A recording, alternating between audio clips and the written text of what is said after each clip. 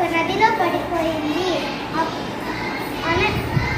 సంతలోనే ఒక నది దేవత వచ్చి బంగారు గుడ్డలు చూపించి ఇది నీదేనా అని అడిగింది. ఇది నాది కాదు అని చెప్పాడు.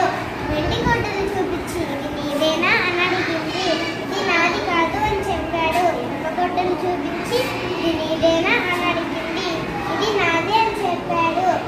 అప్పుడు నది దేవత తన మంచితనం చూసి తనకి ఆ బంగారు వెండి ఇనుప గుడ్డలు అన్ని ఇచ్చింది.